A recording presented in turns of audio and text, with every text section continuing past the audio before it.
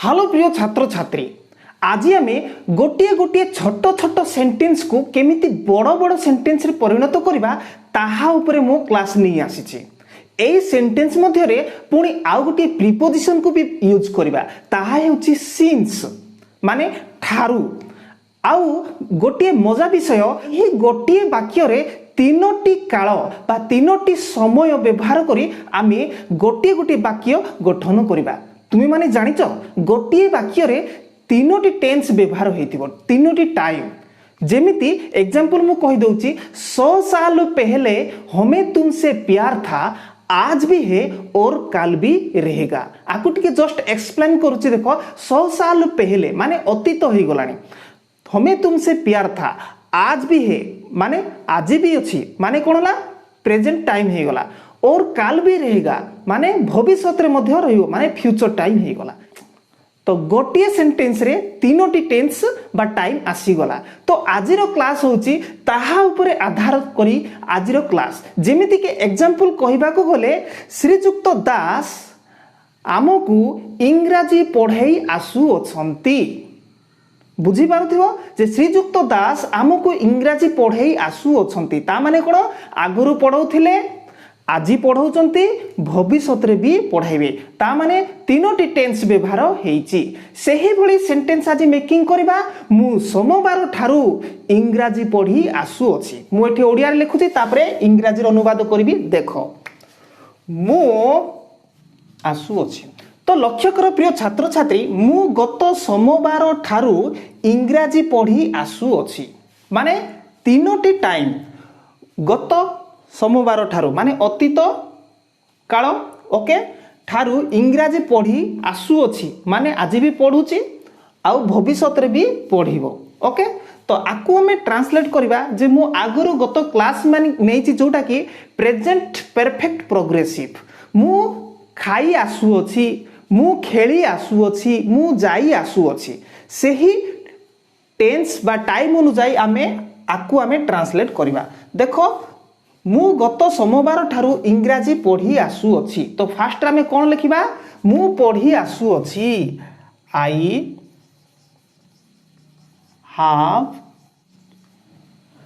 Have been reading English. Okay, I have been reading English. Okay, मु इंग्राजी पढ़ी आसु अछि। केबे ठारू? गत सोमवार ठारू। तो ठारू एबे वर्तमान ता माने आमे कोन सारिबा को पड़ियो फास्ट रे सेंटेंस रे I have been reading English ए पर्यंत पूरा गोटे सेंटेंस सारिबा को पड़ियो। तो केबे ठारू तापरे आसीबो सिंस। Since last.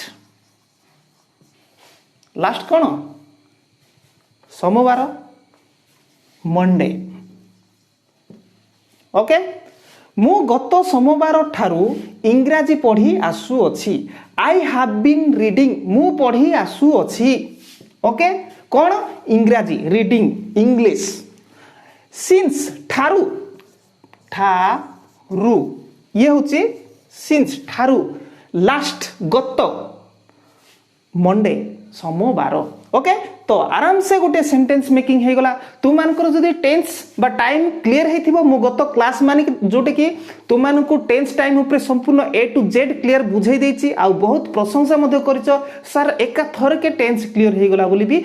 सेही वीडियो रे लिंक आजिरो एही वीडियो रो डिस्क्रिप्शन रे मु देई देबी, निश्चय देखि देबो। जेतु जदी ताहा ऊपर जदी तुमरो किछि अवगत नै जानि ना हो ताहले एईटा बुझिबार टिके डिफिकल्ट हबो। सेति पई नेक्स्ट आउ गोटे सेंटेंस मेकिंग करबा, ध्यान सहित देखो।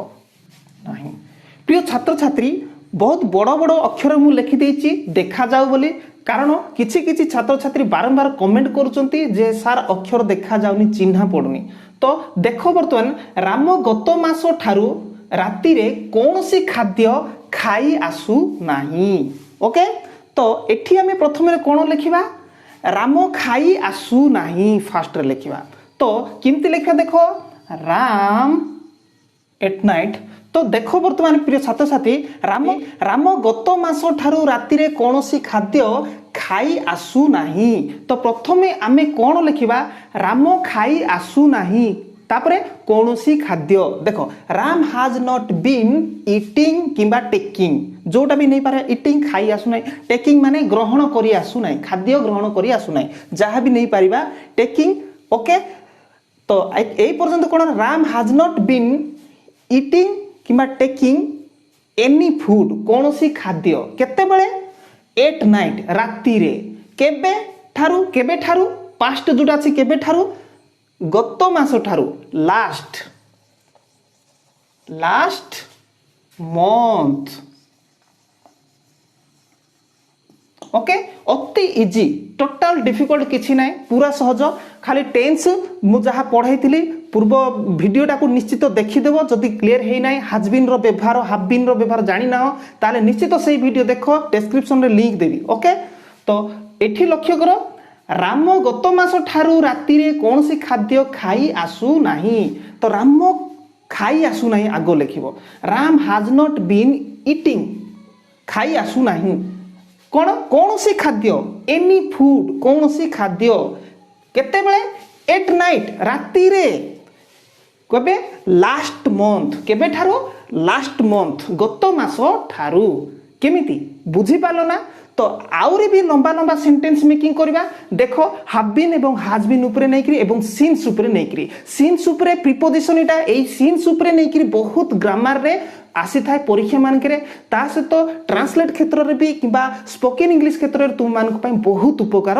हेई पारिबो बा सीन्स को व्यवहार करी आउ हैज बीन एवं हैव बीन को व्यवहार करी तीनोटी टेंस को व्यवहार करी गोटिए सेंटेंस रे चलो नेक्स्ट आउ केतोटी सेंटेंस मेकिंग करबा देखो तो एठी लक्ष्य कर प्रिय छात्र छात्री से गत वर्ष ठारू जोर भोगी आसु अछि एई सेंटेंस मु काहे कि नेली आगो को मो गोटिए कोन प्रधान शिक्षकों को छुट्टी दरखास्त लेखिबा पई ता ऊपर नै करी गोटिए वीडियो बनेबा को जाउची सेति पई मो एही बोली गोटे सेंटेंस मेकिंग कली जे से गत वर्ष ठारू जोर भोगी आसु अछि एटा आमे निश्चित जेते बेले दरखास्त प्रधान शिक्षकों को लेखिबा सेते बेले निश्चित मु गत राति ठारू जोर भोगी आसु अछि सेति पई मु श्रेणी रे उपस्थित रही पारिबी नाही एही बोली आमे इंग्रजी रे लिखिया को पड़िबो तो मु गत वर्ष ठारो एग्जांपल नै करी करछि किंतु आमे जते बेले एप्लीकेशन लिखिबा सेटा एप्लीकेशन रो कथा मु निश्चित कहबी सेही वीडियो को अपेक्षा करी कि थाओ ओके तो वर्तमान देखो से गत वर्ष ठारो जोर भोगी आसु अछि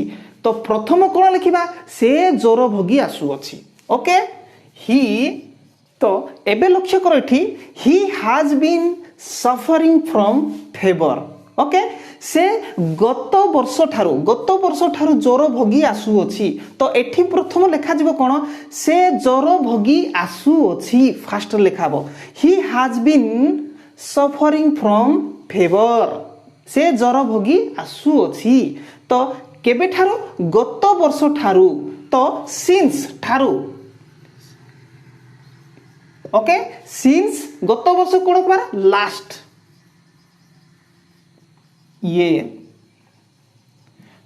गत वर्ष लास्ट ईयर गत काली लास्ट डे हाँ सिंस यस्टरडे ओके तो सिमती अतीत रे जहा हेची सेई अतीत ठारू आजि पर्यंत आ भविष्यत पर्यंत जोटा आमे लेखिबा सेते बेलु को आमे कोन करबा एई ठारू ठारू जगह आमे सिंस को व्यवहार करिबा तो केते बेले आमे सिंस को व्यवहार करिबा सब वर्ब गुडी को आमे जते बेले सारी देबा जिंते कि he has been suffering from fever एति सार देले तापरे आमे कोन करिबा सिंस को व्यवहार करी जॉइंट करिगिरी लेखिगिरी वाक्य को कोन लंबा करि देई पारिबा तो एठी जदि कि जदि आम्भे माने गत वर्ष ठारू जोर भोगी आसु छै हिथांता we have been suffering from fever since last year okay तो मो भाई जदि हिथांता मो भाई गत वर्ष ठारू छबो तो माय ब्रदर एठी लागिथा माय ब्रदर सिंगुलर सब्जेक्ट तनो has been हेग्री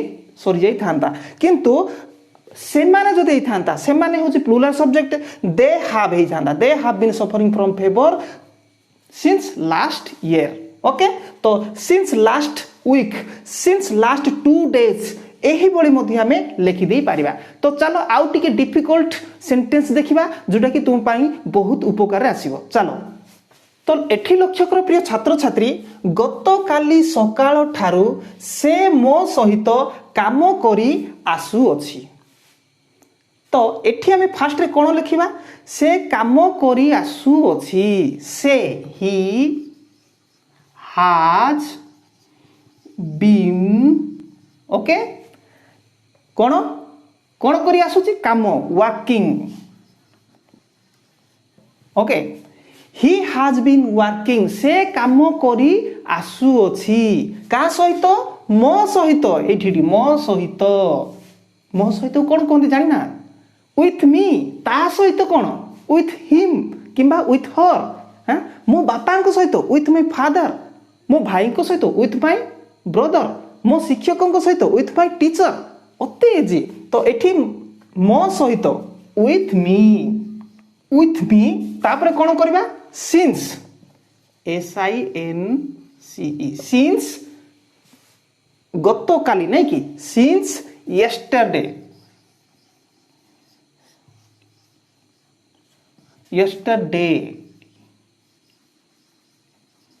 okay since yesterday केते बेले गतो काली सकाळ ठारू मॉर्निंग